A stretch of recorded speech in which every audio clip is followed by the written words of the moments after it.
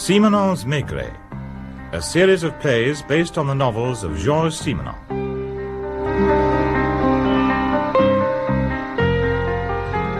I've always felt grateful, Jules, to whatever ministerial deity was responsible, that you were never transferred to the Rue des Saussets. Why exactly, George? Because I've never really appreciated the way security chaps work. Oh, that's an understatement if ever there was one.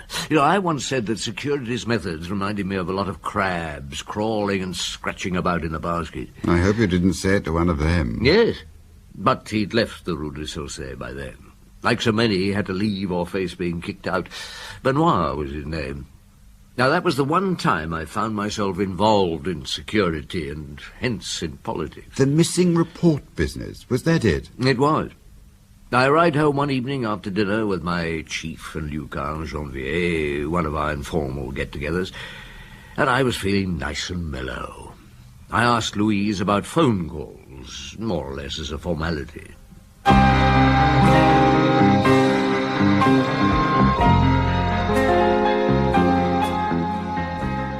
Maurice Denham as Jules Maigret, Michael Goff as Georges Simenon, and Peter Pratt as Auguste Point in Maigret and the Minister, translated by Maura Budberg and adapted for radio by Frederick Bradman.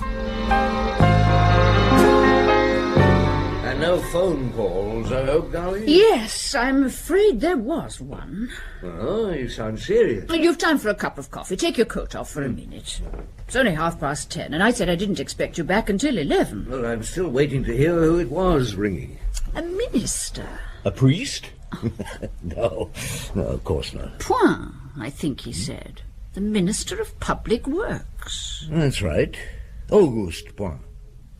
He phoned here himself. He wanted to speak to you personally. He asked if I was alone or not, and he said his call was to be kept secret. Was it indeed?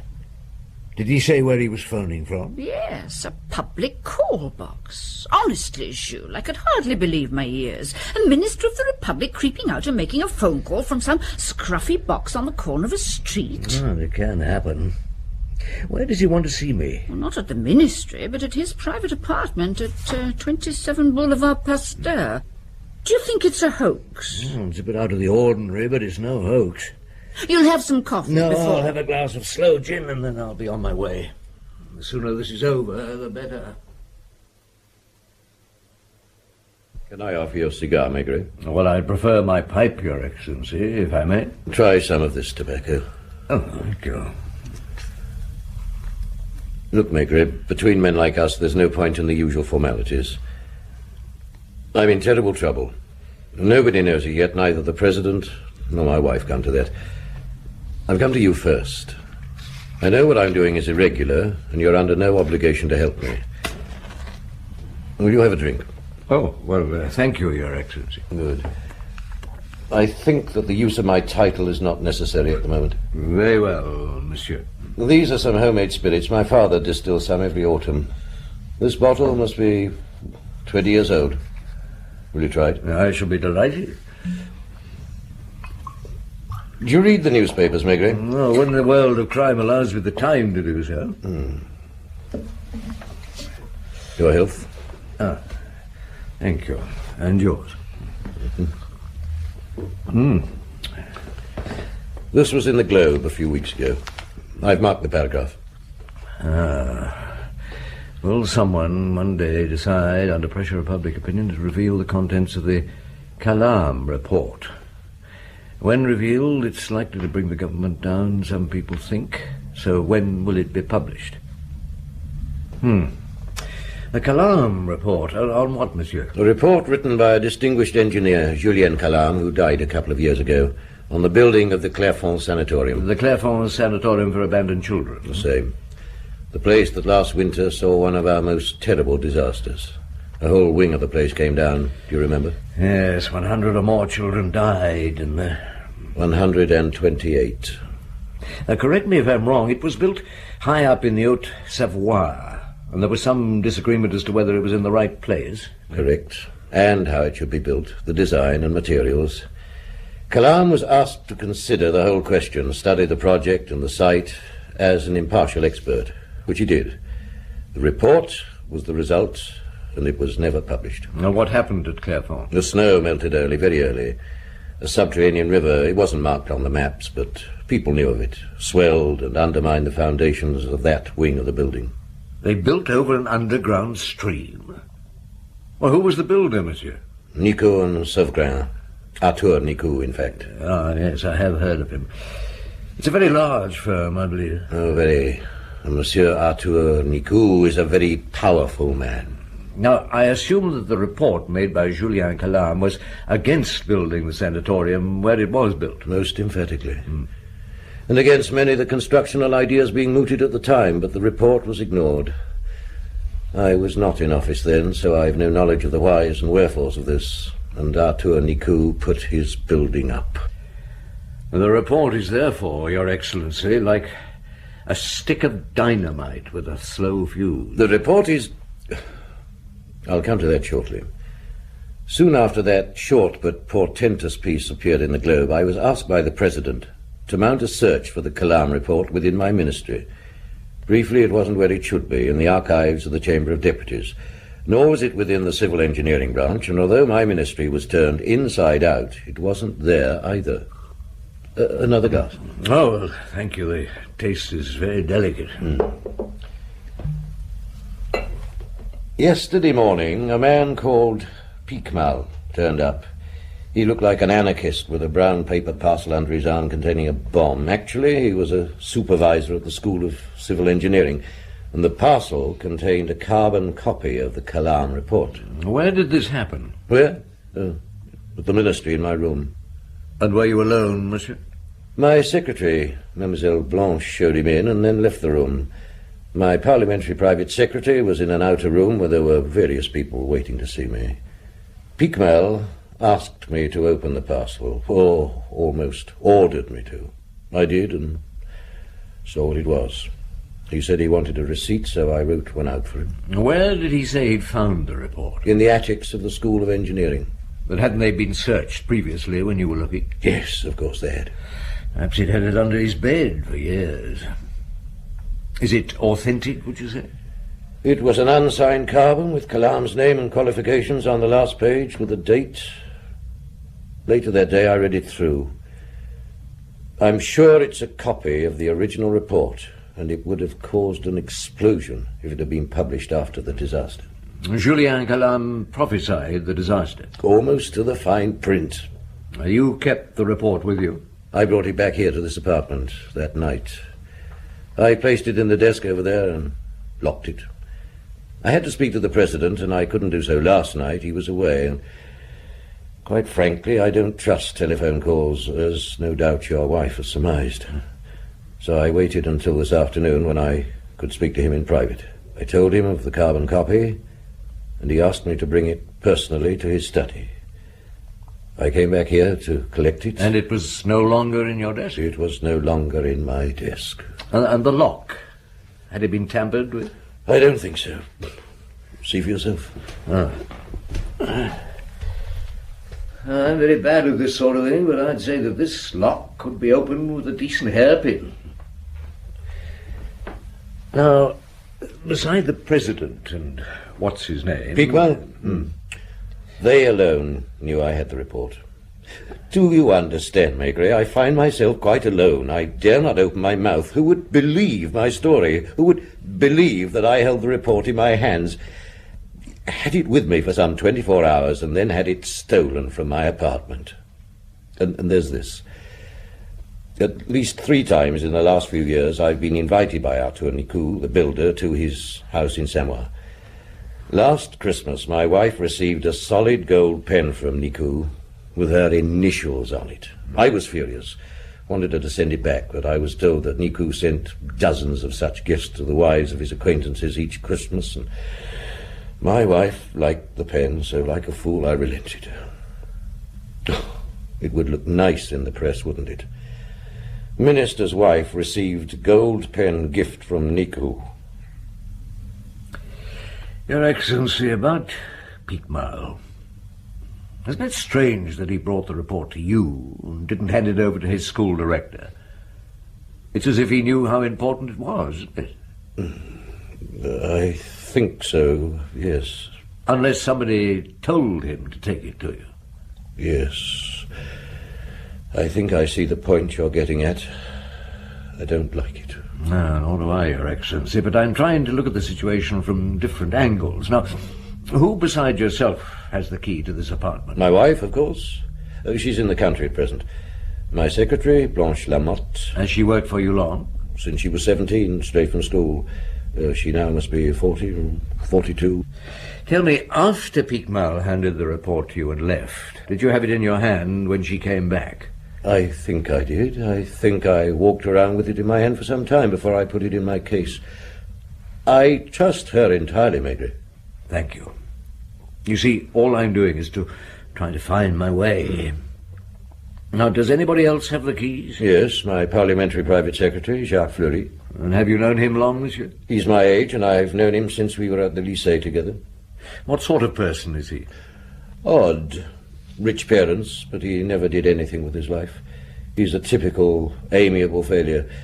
But he does know the jungle of our political system as well as any man. I need that sort of knowledge. I'm a provincial lawyer become cabinet minister, Maigret. I'm not a politician in the wheeler-dealer sense. And Fleury is a man I can relax with. Do he and Blanche get on well? On the surface, it's cordial enough. Deep in her heart, Blanche can't stand him, I'm sure. She's a bourgeoise through and through, and Fleury is the sort of person... Yes, the bourgeoisie can be unrelenting. So, where have we got, Maigret? To this hypothesis, Your Excellency. Quite out of the blue, you're presented with a copy of the Calam report, which seems genuine and which disappears immediately afterwards. Now, this seems to me to be a way of discrediting you and the government by claiming that the report was in your hands but has been suppressed or conveniently lost. Now, all I have to do is to find the thing and the thief who took it. And I have to tell the President that it's been stolen. Late though it is, I shall go there now. Thank you, Maigret. You've eased my mind. I'm in your hands. My poor old friend.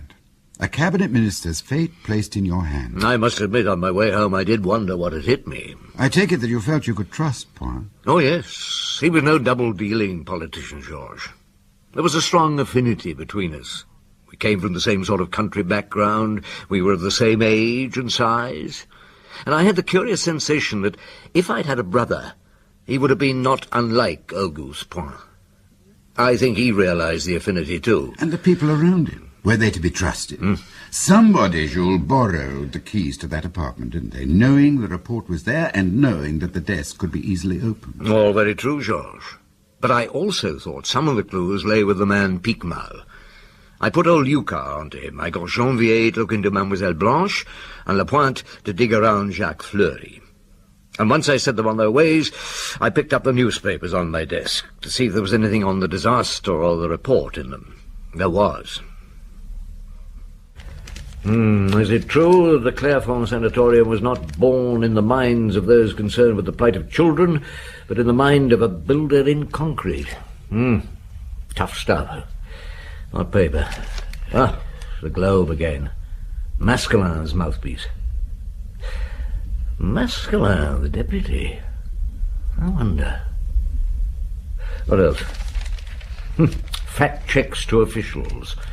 Julien Calam foresaw the disaster. Is it true that the Calam report vanished? Is it true that 30 officials live in terror of the report being found? Is it true that it has been found? They are onto something. And this. We want to know, is the Calam report still in the hands of the person to whom it was given recently, or has it been destroyed? Where is the Calam report? Poor Auguste Point. What the hell has got it in for him? Joseph Mascalin? Why? Come in. Oh, hello, Janvier. You're back quickly. What's up? I went to Mademoiselle Lamotte's apartment building, Chief. I asked the concierge if Mademoiselle Lamotte was at home. I thought she gave me an odd look, but I went on and said I was an inspector from an insurance company, And then the concierge began laughing at me. Huh? Well, I tried to ignore this. So she said, "How many different branches of the police are there in Paris? And don't you ever tell each other what you're each up to?" Security, and who else? As I left, well, there was no point in going on, was there, Chief? No point. As you left, what? There was a man coming round the corner and about to cross over the road, as if he were making for the entrance to the apartments. Only he suddenly swerved away. I reckon it was when he saw me. I think I know him by sight. He was from the Rue des Saussets, do you mean? I don't know. I seem to remember him in some security business. But if he was security, he wouldn't bother to stay out of my way, would he? No, if he knew you, he'd probably grin and go on with his job. What was he like? About 40, growing fat, round face, red neck, and he was smoking a cigar. Well, the description would fit most of the Rue des Saussets inspectors, wouldn't it? Except for the cigar. Yes, I wonder. Listen, go and speak nicely to old Chabot in records. Ask him to show you photos of those chaps who've left the security branch these last couple of years. See if you can trace your man. All right, Chief. And do I still try to find out anything on Blanche Lamont? Oh, better leave it alone for the moment. I don't suppose there's any point in my asking you what it's all in aid of. None at all, Janvier, my lad. Right, Chief. Now I'm going across the road for a glass of beer and to await what you call a point find. Who did you say you were? If you turn the music off, you won't have to lip read. I think I'm a wee bit deaf. And at my age, that's serious. You are Jacqueline Page, the actress. Oh, you've made my day. Who are you, you lovely man? I'm Inspector Lapointe of the Quai des Orfèvres, and I'm making some inquiries of a routine nature. About Jacques Fleury. Does this happen often? That I join in the chorus that poor old Jacques is inquired into. That Monsieur Fleury is investigated? Twice yesterday, 2 at a time. Oh, dear. I feel rather a fool. I mean, nobody tells anybody else what's going on. I told Jacques last night, and he said they were from Rue des Saussets. So, you're different. You're from the other place. And you're younger and rather dishy, really. Come and sit down on the couch beside me. Oh, do come on. I won't bite you. Not at once. What did they want to know? What do you want to know, Inspector Lapointe? Well, who are the sort of people he associates with? Are they respectable, for instance? Are you sitting on your pistol by any chance, Inspector? I don't carry a pistol, mademoiselle. Oh, you look so uncomfortable. Do relax. What sort of people does Jacques associate with? He associates with me, monsieur. And I'm young enough to be his daughter, and I can assure you, not at all respectable. You have friends in common, mademoiselle? Oh, yes, lots, and a jolly bad crowd they are. Film people, models, musicians, journalists, radio and television directors, all the riffraff of Paris. And, of course, Jacques has his connections on the senior side of politics. He keeps those to himself. Is he sometimes short of money, temporarily? Oh, Cherie, he's always short of money. He does have a wife, you know, and 2 kids out in the suburbs somewhere. But in his job, people give him credit, give him a lot for nothing. I don't, of course. I'm expensive to run. Yes. Does he talk about his work to you? Not much. Bellyache sometimes about the hours. The last 2 from the security mob wanted to know if he brought documents home here and worked on them in the evenings. And what did you tell them? That we had better things to do in the evenings than look at documents. It serves them right for asking. But he's not in any trouble, is he? Real trouble? He hasn't been stupid, has he? Oh, no, mademoiselle. To be honest with you, I don't know myself what it's all about. Can I get you a drink? You must stay for a while. I get so lonely. Oh. So there you have it, Chief. It's all very well for you to laugh, Luca, but she really was quite a handful. Lucky devil. I must say, Chief, Jacques Fleury doesn't match up with my idea of a PPS. No, young mistress, short of money, fast friends. Bloody good material for a little corruption, Chief, I'd say. Yes, I wonder how much. Oh, never mind. Anything else, Lapointe? No, not really. I suppose security are keeping a watch on Jacques and Dean's place for their own reasons. Was there somebody outside? Yes, I think so. He moved off when I came out. What was he like? 40 or so. Fat but strong-looking, fat face. Had a cigar. Whoever he is, he certainly gets around. He is security, isn't he? On the other hand... Why did he move off? And he did the same thing to Janvier earlier this morning. No, I think he may once have been with the Rue des Saussets, but is now a sort of freelance. He matches up with the description given me of the chap who went off with Piquemal an hour ago. Tell me from the beginning, Luca. You got into Piquemal's room, I gather. Well, it wasn't difficult. I took a room at the hotel, and with a little manipulation, my room key opened Piquemal's room. Would it probably have opened any room? Now drink your beer and shut up, Lapointe. Oh. Go on, Luca. A bachelor den of a certain sort. One extra suit, one old toothbrush, a comb with half his teeth missing, a few old shirts. He doesn't bother about his appearance, for sure. A lot of books. And there was a cardboard box in one of the drawers full of membership cards. I don't think there was any party or society he hadn't belonged to at one time. Cross of Fire, Action Française, Communist Party, International Theosophy League. See what I mean? Oh, yes, and some books on yoga, one of which I picked up and shoot. I don't know why. Yes, it's a sort of instinct. I've done it myself. Lapointe. Sorry, Chief. But this fell out of it, Chief. Oh, thank you. Chamber of Deputies, dear sir, thank you for your note. I'm greatly interested in what you tell me, and we'll be glad to see you tomorrow around 8 p.m. at the Brasserie du Croissant au Montmartre. I beg you not to mention the matter in question to anybody until then. Addressed to H. Piquemal and dated last Thursday. That's 5 days ago. Signed, yes, hard to tell. But I wouldn't be surprised if it wasn't Joseph Mascolin. Thank you, Luca. Later, I rang the engineering school and asked where I could find Monsieur Piquemal at lunchtime. I said it was a friend. They told me he always went to a cafe, but they gave me lousy directions. I got there late. I couldn't see anybody who looked like your description of him, so I asked the lady at the desk, who told me he'd just left with a man. She'd noticed because in all the years Piquemal had been coming to the cafe for lunch, this was the only time she could remember him not leaving alone. And the man was fat, 40, round-faced? I'm afraid she thought he looked like a copper, only he smoked a cigar. Evidently, he came in after Piquemal, went up to him, and after a short conversation, they left together. Luca, you have the number of the school. Ring and ask to speak to Piquemal. If he's there, put the receiver down. Yes, Chief. But you don't think he will be? No. This is important, isn't it, Chief? In a way it is. For one man it is, and it isn't murder. And if we don't succeed, the government could fall. I see. Government could fall. Is that all? Hell's bells. As you say, hell's bells. A cabinet minister is being set up as a scapegoat. It's quite a cunning plan with all sorts of advantages for the person setting it up. Jacques Fleury is part of the plan, I'm sure. Sooner or later, we'll have to take him in and ask him some questions. Yes, Luca? Hasn't been seen since he went to lunch. They can't imagine what's happened to him. It's the first time in 20 years that our Monsieur Piquemal has not turned up for his lecture, and without a word of explanation. They wonder if he's had an accident. No, I don't think it was an accident. Piquemal is operating under his own steam, but with help.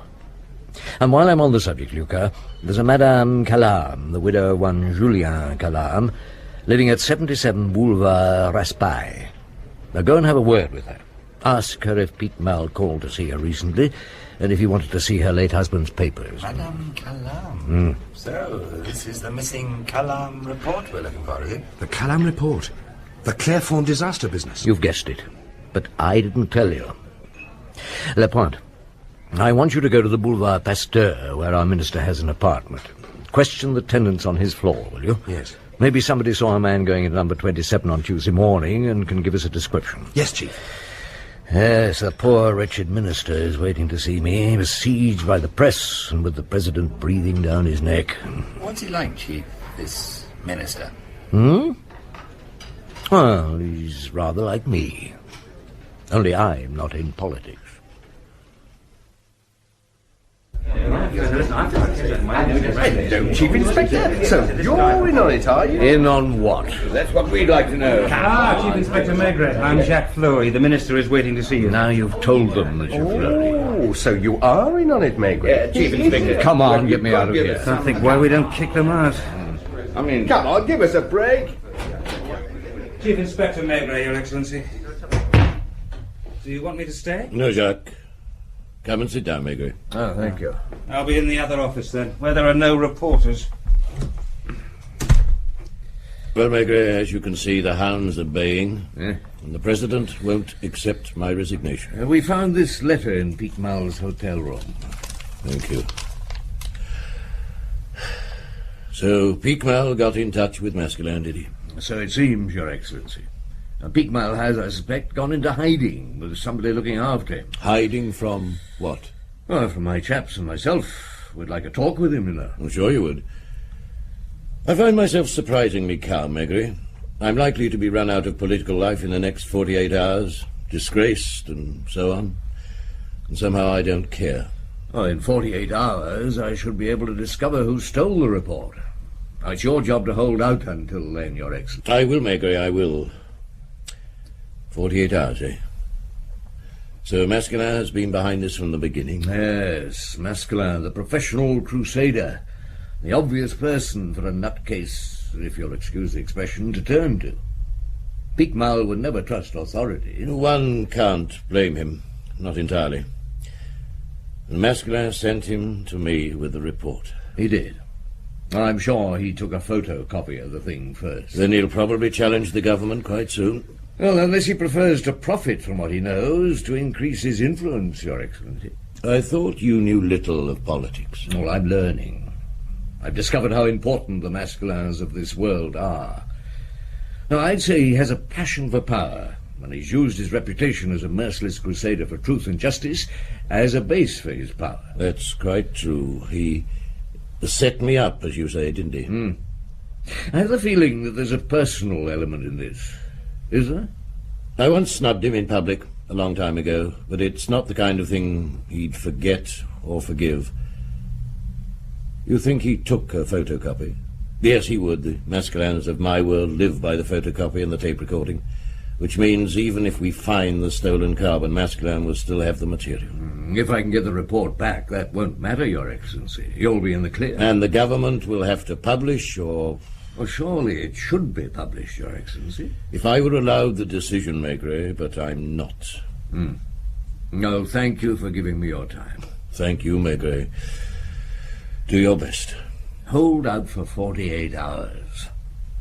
I can't promise you to find the report, but I'll be damned if I don't put my hand on the person who got into your apartment and stole it. That at least is my profession. Fine words, Jules. Could you do it? I was pretty sure, you know, Georges. So they weren't empty words. And you had the Maigret team rushing around in all directions. No, in proper directions, please, Georges, and to a purpose. First, Janvier came up with a name and a picture of our gentleman with the cigar. He was one Benoit. Do you recall him? Benoit, but of course.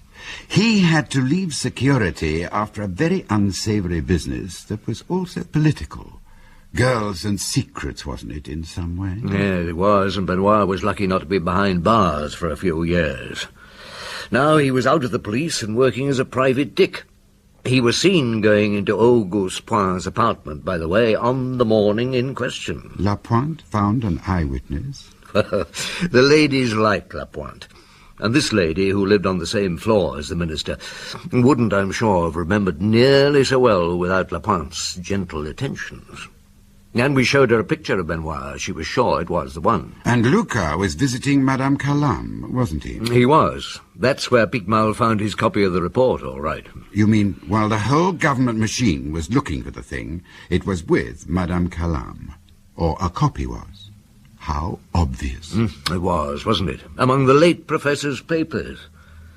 The Pique Mal studied under him at one time, and he presented himself at the widow's apartment and asked to look for some old study papers. She let him help himself. So a lot of things were tied up. All you had to do was find Benoit and Pique Mal. Now, Janvier was pretty sure he knew where they were. Somebody had tipped him the wink. Before we picked him up, I had to meet Joseph Masculin, just for the sake of it. I knew he lunched each day at a particular restaurant, so I decided to do the same.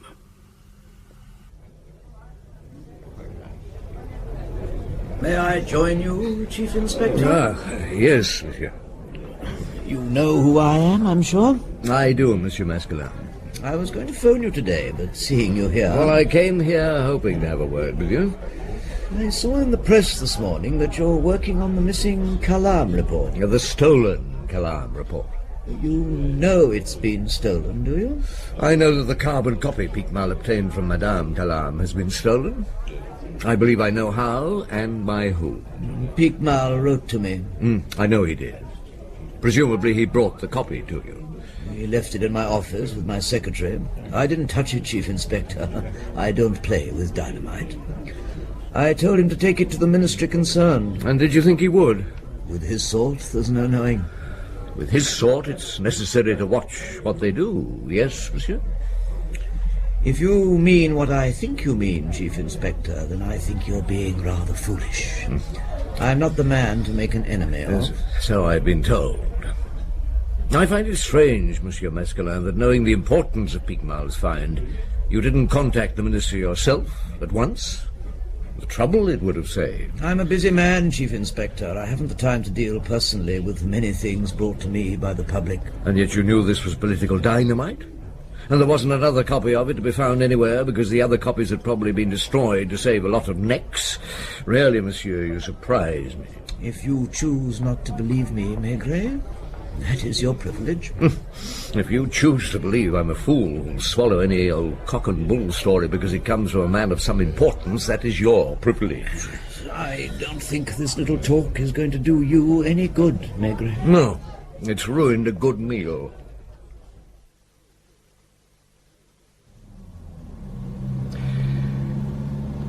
All right, Janvier, my boy, where are you taking me? Saint-Port, Chief. It's about 5 kilometers. A small village on the bank of the Seine, if my memory serves me right. Good for fishing. Rod fishing, Chief. Rod fishing, Jean-Pierre. Eugène Benoit is a great angler. He has a hut just outside the village, near the floodgate. A water bailiff's hut. He spends quite a few weekends in it.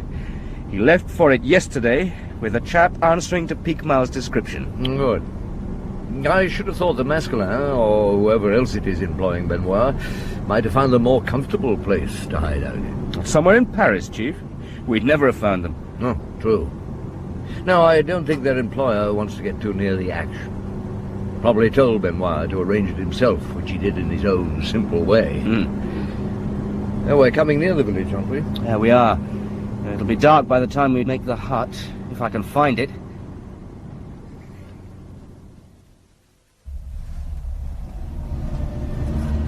That must be it, Chief. Yeah. There's a light in the window. It's a decent-sized hut, I must say. Oh, there's the path. I'll pull in here.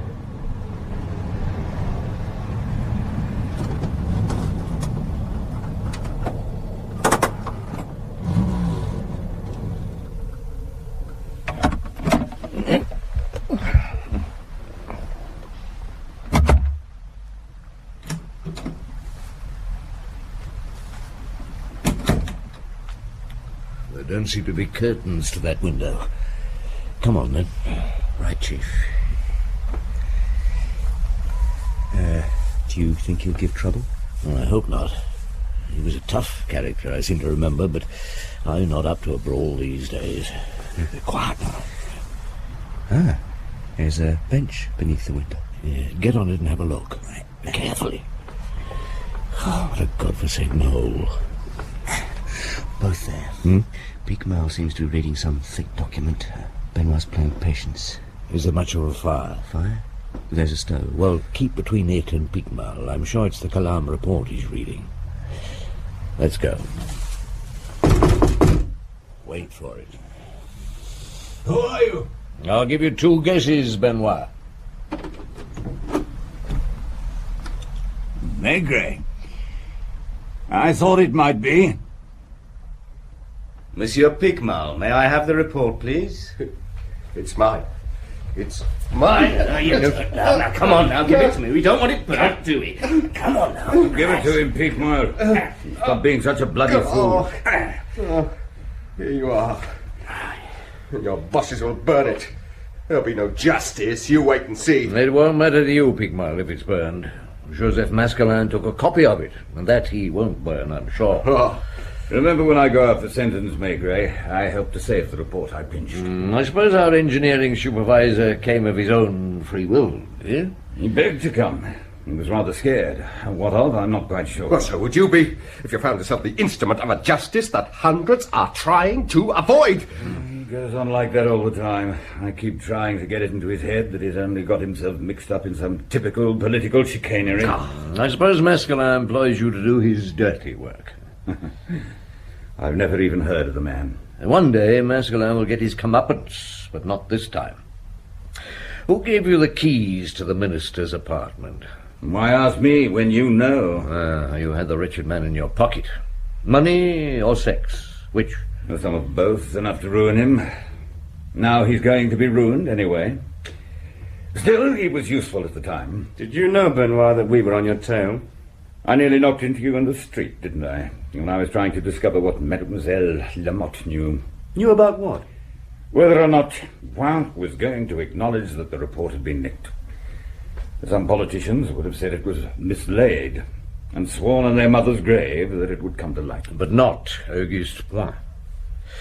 All right, dampen down the fire, Janvier. Let's get back to Paris. And give me that report. Have you arrested me, too? Well, have you? No, Monsieur Picmal. I have released you.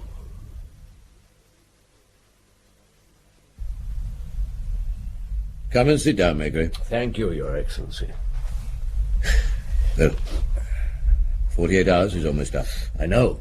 I've come to return the Calam report to you. You found the copy that was stolen from my apartment? Yes, but I'm afraid... Where's the report now? You have it with you? Well, I left it with Monsieur Fleury on my way in. Let's have Fleury in then with the thing. No, before you have him in, may I tell you what I must about Fleury? Huh? It's unpleasant. Go on. Well, I'm afraid I shall have to take him to the quay and charge him. I felt that you should know first. I think you had some idea. I knew somebody who had access to my apartment must have been involved in the theft. Did Jacques do it? No, Your Excellency. An ex-security man called Benoit actually did the job with Fleury's keys. Benoit is, I'm sure, employed by Maskelin to do his dirty tricks, only he won't admit it and never will. We couldn't make it stick if he did. Maigret, you've left Fleury out there with the report. Well, not alone, monsieur.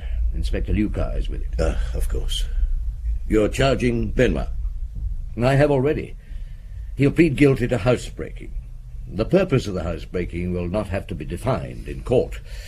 He'll get a couple of years. No doubt he's been paid well for it. Wasn't he meant to destroy the report? Surely he was. By what he doesn't say, yes, I think he was. I think he's getting a bit of his own back on Maskelin, to put it in the simplest terms. And, of course, Picmal wanted to read it again. Picmal was with this man, Benoit. Well, Picmal had gone into hiding as an instrument of justice. He felt insecure. An instrument of justice, Picmal? And Maskelin wanted him out of the way. He's now free, with nothing to charge him with. Thank God. You'd love to be a martyr. Let's get it over and done with. Do come in, Jacques, and bring the report. So much of this is my fault. Your Excellency? Why did you have to do it, Jacques? Your Excellency? We picked up your friend Benoit last night. He still had the report. I shall have to take you from here and charge you with conspiring to cause a crime to be committed. Is that all, Chief Inspector?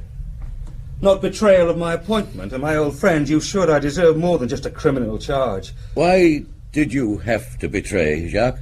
There may be some security charge, Fleury. That's not up to me. And I can't charge you with moral turpitude, thank the Lord. I'm sorry, Auguste. Benoit had me in his pocket. I swear to you I didn't know what he was after. It would have made no difference. You'd still have given him the keys, wouldn't you? Yes, I had no choice. Or rather, I wouldn't make the choice. What a ghastly mess I've made of my life. Do take me away, Chief Inspector. If I stay here any longer, I'll burst into tears. Lucas is all yours. Right, Chief. Let's leave the building as if we're just going out for a beer, eh?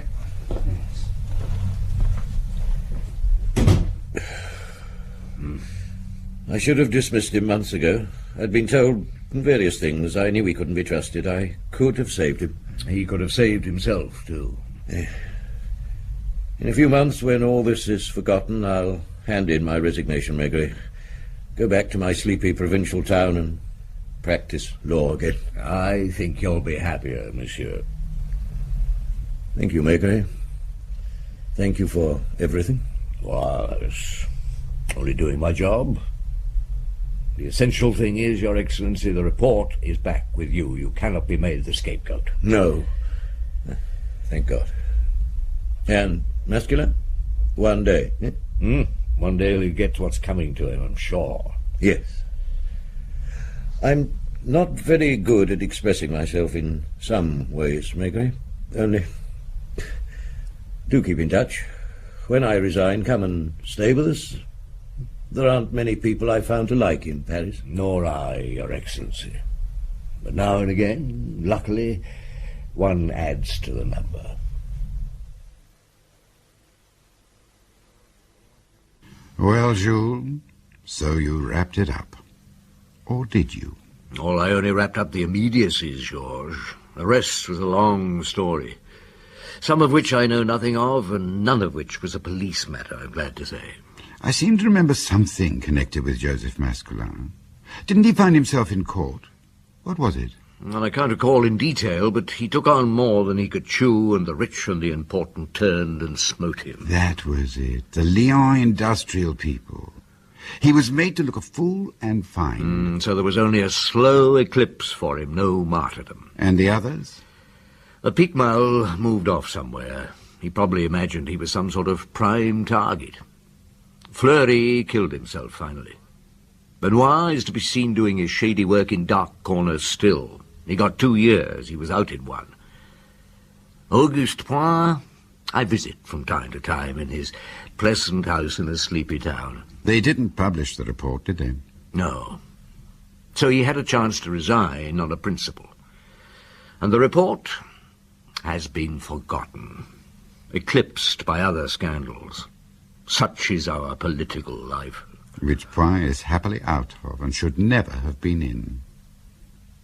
He was too nice a man, Jules, and he didn't want to hurt his old friend. And he didn't understand that he could be used. He had honor, where there's precious little honor. A nice man, and a good friend.